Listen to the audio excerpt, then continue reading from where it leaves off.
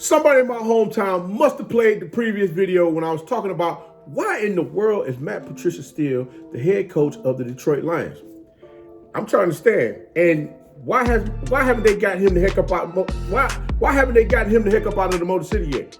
My next question is, how soon will it be before Matt Stafford's bags is packed and he's following Patricia about the city as well? I mean, it's high time somebody go ahead and swift kick him in his hindquarters and tell him, hey, look, your services are no longer needed here as well. Because guess what? Right now, we need to get some ball players up in the Motor City so we can get this thing on the right track and do what we need to do. But guys, we're going to talk about that right after the jump.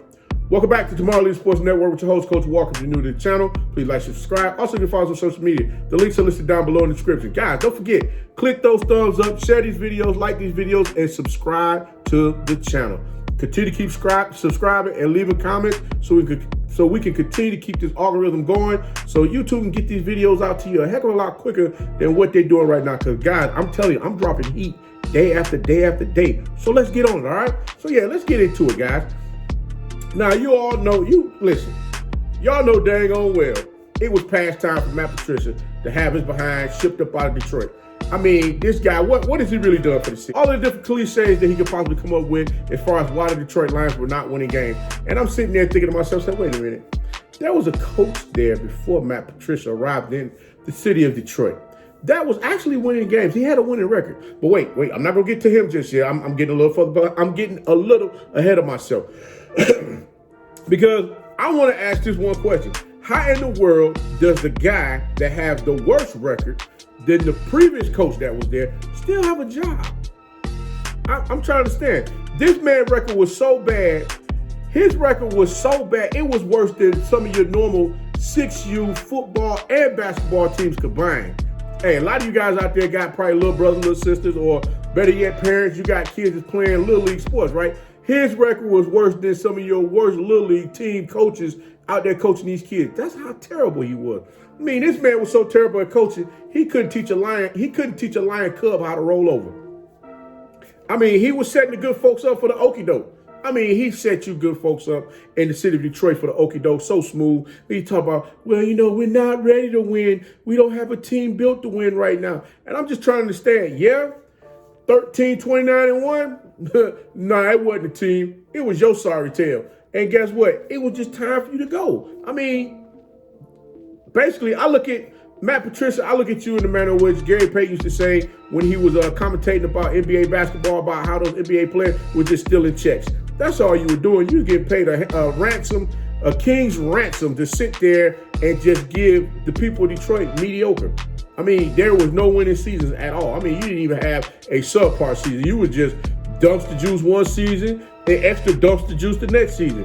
So, I mean, what are we talking about here? But, guys, and then not to mention, the team was given this sorry-ass coach that was given the opportunity because he came from the Bill Belichick, the Bill Belichick vein. He came from there, and everybody thinks that, Bill Belichick is such a guru when it comes to coaching. And those that coach on his staff, they gotta get some of that sweat off of him where they can take it to different organizations and make things happen the same way that he's done it with the New England Patriots. Well, let's start with Josh McDaniels. Hell, Josh McDaniels went to my Denver Broncos. That's right. And who did they recruit? They brought in daggone Tim Tebow. We saw how long that lasts, right? A guy, you got a quarterback out there on the field paying millions of dollars to that only throws the ball 27 times and only complete 9 for 80-something yards, and we getting our teeth kicked in week and week out. And that was supposed to last? Come on, guys, let's be real here. So you already know when Josh Daniels was let go, who was let go behind him? Tim Tebow. That's right. Now, let's move on to Romeo Crennel. Here's another one. Got a head coaching job. Guess what? They got rid of him behind. He went to college. Guess what? They got rid of him in college. He came back to the pros as an assistant coach. Okay, that's coach number 2. Now, let's get to coach number 3. Then we look at Mr. Patricia. Mr. Patricia's another one. He was the defensive coordinator. Was doing all right in the Belichick system. So Belichick did things his way. But I got to give credit where credit is due. There's only one coach that has come out of the Belichick vein that is actually doing something that, is people are giving him a round of applause for. Mike Vrabel with the Tennessee Titans. I mean, he had a team playing at the top level. I mean, hell, they got to the AFC Championship last year before they lost to Kansas City. Just think, if they would have beat Kansas City last year, they probably would have won the Super Bowl. But you know what? that is the only one out of all of the coaches that have come out of the Belichick vein that has actually done something. So what I'm trying to get at is I'm willing to bet you Vrabel was the only one in the coaches meeting that was listening to everything going on. But Coach Patricia, you had a 13-29-1 record and had the audacity to sit up and talk about how your record was so much better than Coach Caldwell. They fired Jim Caldwell to bring your sorry behind into the city for you to have a 13-29-1 record. You got to be kidding me.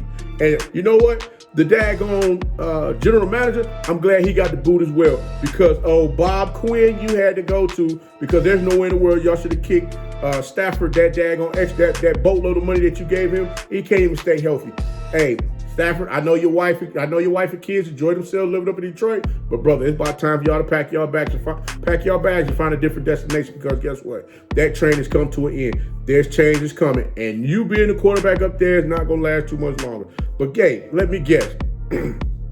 Dan Quinn must, excuse me, not Dan Quinn. Let me guess. Bob Quinn must be an analytics guy. He's one of those guys that, sit back and want to put the numbers together to understand how everything works. And that's pretty much how he got in there. He showed them like, hey, we can do, subtraction by addition and do this, that, blah, blah, blah. Yeah, no, it's time we get people in there at these GM positions that know how to construct these teams and not necessarily always go with analytics to figure out how the team needs to be structured for them to win games. Enough is enough with this already, guys. I get it.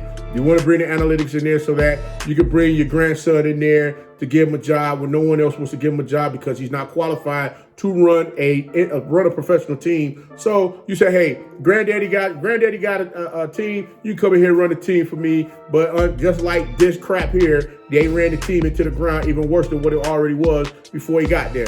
So all I'm going to say to you guys, hey, listen, I'm glad that you're gone. Hopefully now the Ford family can get somebody in there that can run this organization in the manner which it needs to be ran, because it makes no sense.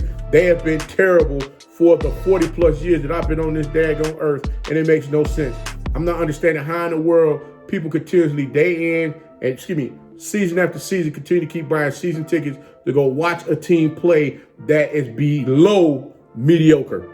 So until next time, guys, hey, like I said, it is what it is. It's long overdue. I'm glad they got rid of him. They got rid of Quinn, and they got rid of Patricia. You should have never got rid of Caldwell in the first place. I'm just going to be honest with you.